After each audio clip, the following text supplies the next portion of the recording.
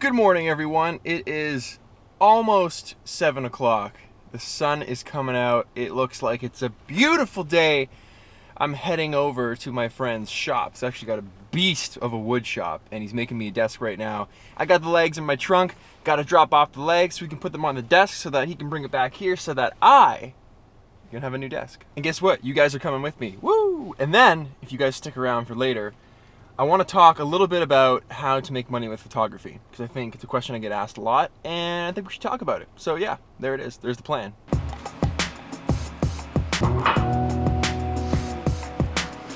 Good boy. Good boy. Good boy. Just got to my friend's shop. Super cold outside. I haven't even had coffee yet, so if I'm a little bit, that is why. This place, incredible. It smells so good in here. If I could just move this smell to my house, that would be money right there. Do they sell air fresheners that do like wood scents?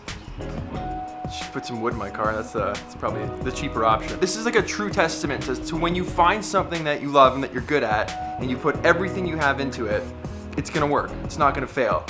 So Mike here started this business in his office, just with like a knife whittling like away at a piece of wood to make a spoon. This turned into him moving to a garage, to an actual shop, to now this guy has exploded doing international orders. He has some of the biggest retailers in North America actually placing wholesale orders from him. So all of that to say that you can start super small, and just because it's a hobby or something doesn't mean it can't turn into a business or something that you do, you know, for a living now, which is exactly what Mike does. So I'll drop the link below to his shop, his Instagram, all that kind of stuff. Check him out. He used to be a photographer, so it's good quality stuff. I wouldn't steer you wrong. But yeah, links below, check it out. He does like custom home furnishings and accessories and badass little stuff that you should I'll stop now. You know what? I'm gonna show you the shop. Check this out.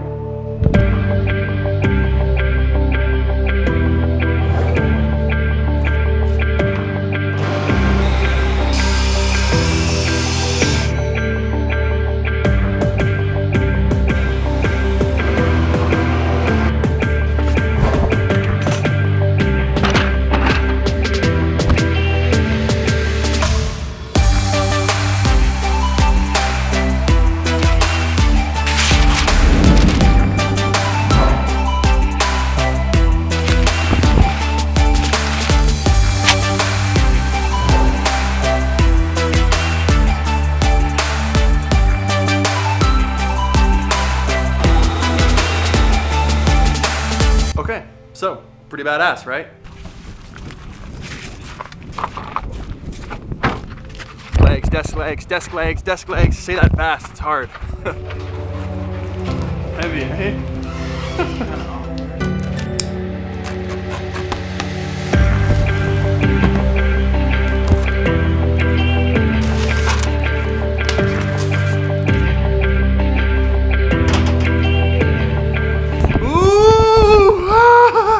I don't know why I'm so excited for a desk, but photos on a desk, you film stuff on a desk, you sit at your desk, you do all kinds of stuff at your desk. Having a good desk, I don't know, it's important. It's important to me. You guys see that P right there? That P stands for Pete, because this is gonna be the top of my desk. Oh, look how good that looks. How good does that wood? It's not even oiled yet. Oh, it's gonna be so badass. What kind of wood is it? Yellow Terrera. Yellow what? Terrera. It's from South America. Thanks for hanging. Thanks for making my desk. Check this guy out. Thanks for future making my desk. Link in description. Check him out. Okay, I'll see ya. Thanks, buddy. Love that guy. There gets to be a point in the winter when it's like, oh, the snow's falling. It's so beautiful. Everyone's like laughing outside, and then it just switches off. Suddenly no one's laughing, everyone looks upset, it's gray, it's freezing. It just starts to wear you down. I don't know how else to say it. Ugh. Okay. I'm at the post office, and I've been meaning to do this for a while. I think I'm gonna set up a P.O. box. I don't think I'm gonna set one up, I'm going to set one up, that's why I'm here. But I want you guys to have a place to be able to send me stuff, be it that it's your work or letters or packages. Different companies can send whatever they want. If something cool shows up, I can review it, anything like that. It's a popular theme, and I think it would be fun to do. So I'm gonna set up a P.O. box address. I'm gonna leave it in the description below of all my videos. So if you ever need to find it and send something, it's down there. You guys, look at this dude's back window. Gone. Fully gone. That's shitty for the winter.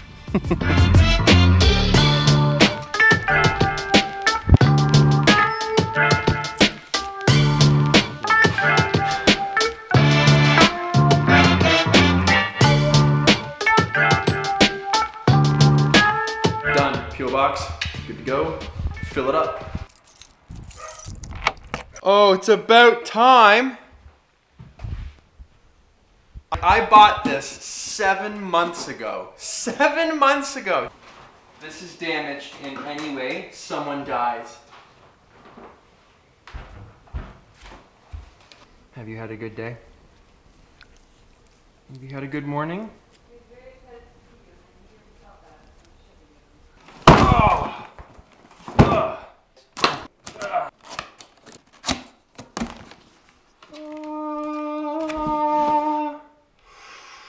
Oh, it's so nice. Okay, a little story about this. I had the original boosted board. I bought it way back in the day, which wasn't actually too long ago. It's probably just over a year ago. You can see it, I think it's in one of my very first vlogs down below, where I actually went downtown and bought it from a longboard shop in Kensington Market. Now, when they announced that version 2 was coming out, I was like, ooh, 100% on board with that, pun intended. So I sold off my first one like right away because I was like, I'll get the most for it before these become like the new norm. Sold that off. Bought this in June. In June. It's like the middle of February now, and I am just finally getting it. Oh. I swear this is heavier than the last one. Risk of death or serious injury. Don't care.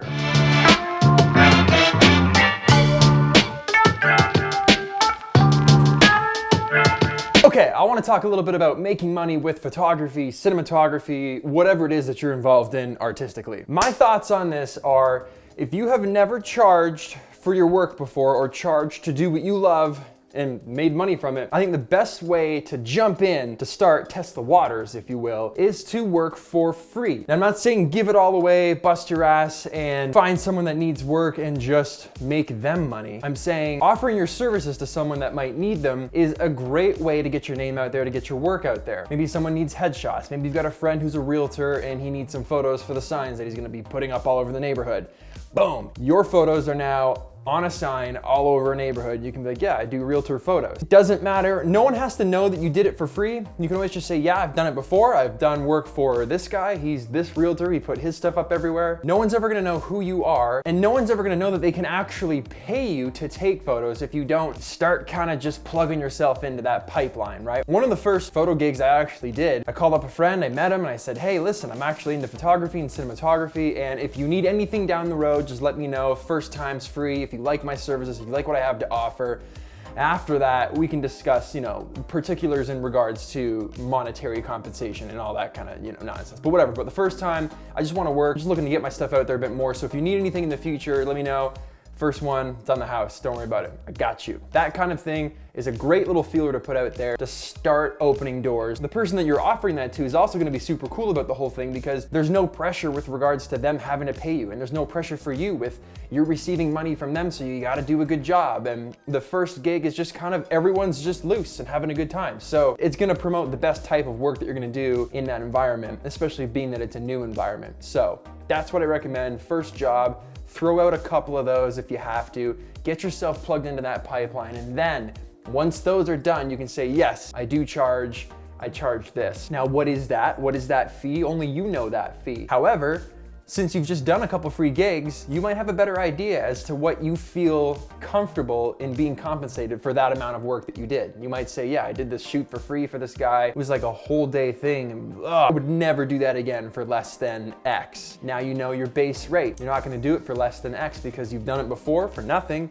and you know the amount of work that goes into it. Now this day and age, there's so many ways to make money with photography and cinematography. I started early on in the stock photo game, and there wasn't as much as there is now. Now there is an abundance of it. Like you type in box, whatever, you can literally type in anything, carpet. I'm just looking at things that I can see in my bookcase. But you're gonna get like 100 pages of results at the minimum of bookcases or a rug. Like there's way too many options now. When I got in the game, it was like 2004, it was like 13 years ago, and there wasn't nearly as many photographers doing it, and there was only a few really big sites that were doing it. Now there's so many. However, it is a good way to make money, good residual income. If you're looking for a no pressure, just kind of cool little way to kickstart your professional photo career, I'd recommend looking into stock photos. It's not gonna, I don't necessarily say it's gonna skyrocket through the roof for you. You're gonna wake up the next day and be like, woo! I just made bank. Probably not, maybe, who knows? But it's a good place to kind of just start submitting stuff. But there's lots of ways to make money. Okay, you don't have to just go do the photo shoot. You can sell your photos, you can sell your prints. One of the ways I started selling my prints is I went and picked like 5 to 10 of my best photos, and I printed them huge, large scale, and hung them in my own house. So when people and guests came over, they were like, oh, that's a great photo. Like, where did you get that? I'm like, oh, I took it. It's actually for sale. And I sold the actual photos on my own wall. That was how I started selling prints. I don't do it much anymore, but from there, I've had calls to outfit coffee shops and do little gallery showings and stuff like that. So selling prints is a bit of a pain in the ass because you gotta make sure that the print quality is good, making sure the shipping, it doesn't get ruined.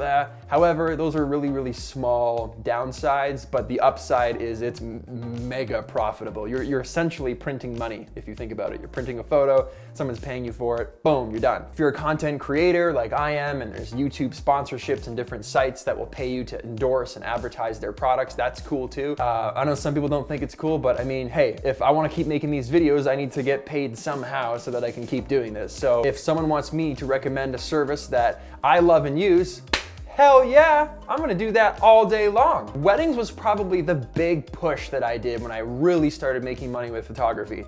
But weddings, don't be fooled, weddings are actually really, really hard work because you have to be good at many different types of photography. You're gonna be good at product photography. You're gonna be good at fashion and portrait photography, at landscape photography, like the details when you're shooting table settings in the restaurants and the rings and the fashion and the shoes, and there's a lot going on in a wedding. And not only that, there's a lot of pressure because they're paying you a lot of money, but you've only got one shot to get everything right. Like I said in a couple vlogs back, like I shot weddings in film for the last maybe like 5 to 10 that I did in my wedding photography career, if you will. And oh man, you don't know fear until you've done that. That is like spine-chilling fear. Cinematography, the same things apply because photo jobs, video jobs, you can do stock video, you can do video at weddings, you can do videos for friends. Go out, find a friend that loves something that they do. Maybe they're an athlete, maybe they are a painter, maybe they do something completely different. Film that, shoot that, do whatever you gotta do, put that up online and make them like a little video or a little promo for themselves. And then next thing you know, people are saying, hey, I saw that promo you did for Derek and really, really liked it. How much do you charge for something like that? Woo! Well, let me tell you how much I charge. And this applies to artists across the board. I mean, the hardest part is 100%, and I know I've been there. The hardest part is going out and making that first connection. If you're a painter and you want to get something in a coffee shop, the hardest part is walking into that shop with a painting and yourself, you're totally vulnerable and you're like, hey, I'm an artist and I'd love to hang some of my work in your shop. And you know, you might get 100 no's, but you might get one yes. And that one yes is all you need, because when you go to the next shop, you say, hey, I'd love to hang some of my stuff in your shop. The shop down the road, this place, they're doing it. They've had great success with it.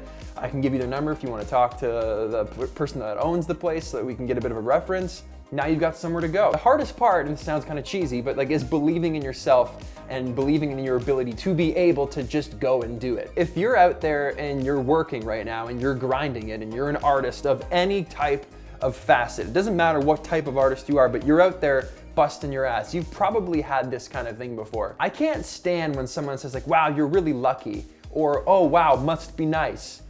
Yeah, it is nice, but you know what you didn't see are the hours and hours and years of work that I put into my craft. You didn't see all the behind the scenes meetings and the fights with these people and the conversations with my wife long into the night, trying to come up with ideas and ways to further my own career. You just see the successful part and then you say to me, it must be nice. That's a way for people to be okay with them not having the level of success that you have. By them saying, it must be nice, Pete's so lucky, that is a cop-out. That is someone who says, I'm not gonna have that type of success because I'm not lucky like them. That tells me that they're not willing to put in the work. They're not willing to grind it out hard like I have for years. They just look at what someone else has and they say, yeah, he's lucky, man. The guy always just gets these crazy opportunities.